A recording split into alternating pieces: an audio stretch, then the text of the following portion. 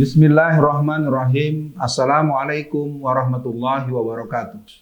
Asyhadu an la ilaha illallah wa asyhadu anna Muhammadan abduhu wa rasuluh. Allahumma sholli ala Muhammad wa ala ali Muhammad. Amma ba'd.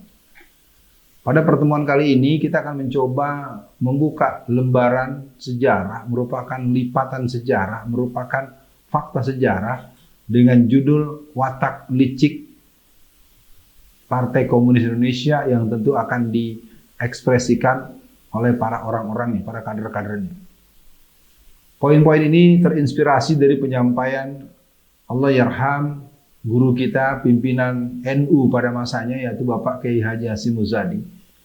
Pada tanggal 12 Oktober tahun 2012, di saat pembekalan kepada para kader-kader Ansor atau Banser, yang dimana mereka mendapatkan pengetahuan tentang pola sikap, pola perilaku, cara berpikir, dan pola bertindak dari orang-orang yang berpaham haluan komunisme PKI.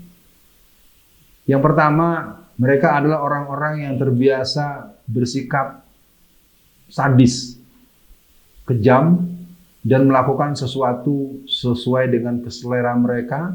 Tidak ada pertenggangan kemanusiaan, apalagi ketuhanan.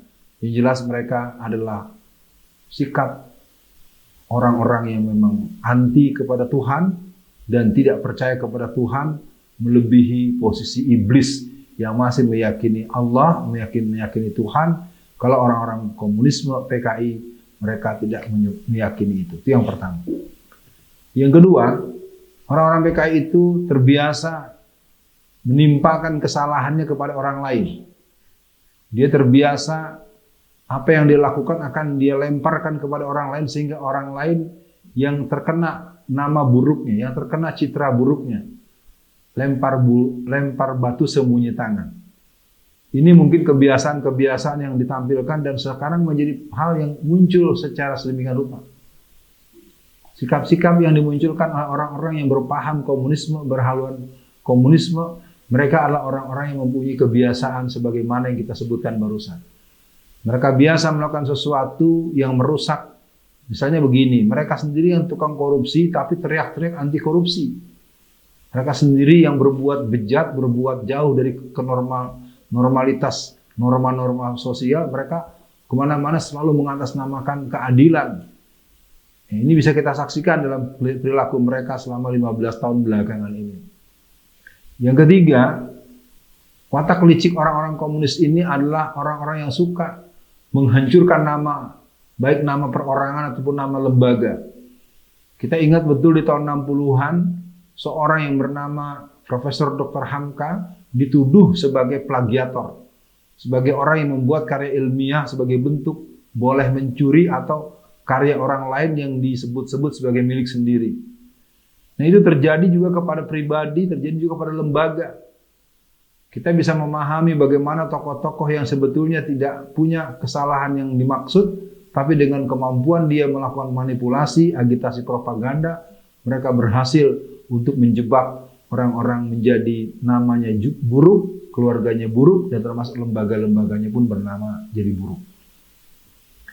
Yang berikutnya, mereka suka melakukan hal-hal yang bisa membuat kita kesulitan mendeteksi, suka menghilangkan jejak.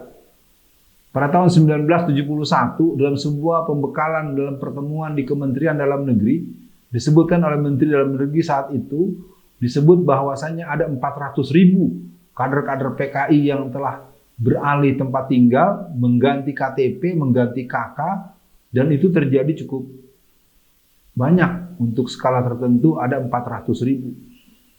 Dan di tempat lain, di daerah lain, di provinsi lain, atau di daerah-daerah basis komunis, mungkin mereka juga punya kemampuan tersendiri atau kelebihan tersendiri. Dan yang aneh, mereka itu minta ganti rugi. Jadi mereka pelaku, mereka penjahat, mereka perampok akidah, perusak norma-norma keluarga, tapi mereka minta ganti rugi. Dan ini terjadi pada tahun 2018-an. Ketika tokoh-tokoh PKI berhasil mempengaruhi dan meyakinkan pihak Komnas HAM, maka Komnas HAM itu kemudian mendorong keluarnya SKKPH, surat keputusan kepedulian kepada perilaku HAM berat, yang mana orang-orang PKI, keluarga-keluarga PKI untuk beberapa pihak tertentu, mereka mendapatkan kesempatan atau mendapatkan keberbolehan mendapatkan ganti rugi sejumlah uang. Ini sebuah kekonyolan daripada kelompok-kelompok PKI yang hari ini masih bermain, di mana alumni-alumni PKI atau partisan PKI pada masanya, simpatisan PKI pada masanya, dan mungkin patut diduga hari ini mereka juga sangat merindukan kebangkitan PKI. Nah, orang-orang PKI itu mempunyai perilaku-perilaku yang seperti itu. Suka berbohong, melimpahkan kesalahan pada orang lain, yang aneh malah minta hadiah, minta diberikan semacam kompensasi, ganti rugi. Padahal mereka yang berbuat, tapi mereka yang bisa mendapatkan ganti rugi. Nah, watak-watak seperti ini kadang-kadang muncul dalam keseharian.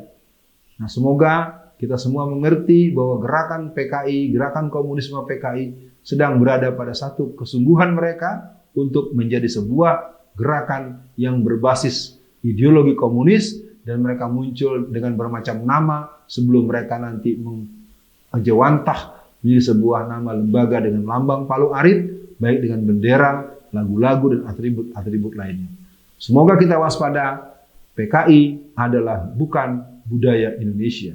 Komunisme PKI bukan bagian daripada dinamika masyarakat Pancasila yang berketuhanan yang Maha Esa dan hidup harmoni dalam perbedaan, dan kita umat yang beriman akan memberikan komitmen lakum dinukum waliyadin, dan kita akan katakan tidak ada kompromi dengan orang-orang yang anti Tuhan, ateisme komunis.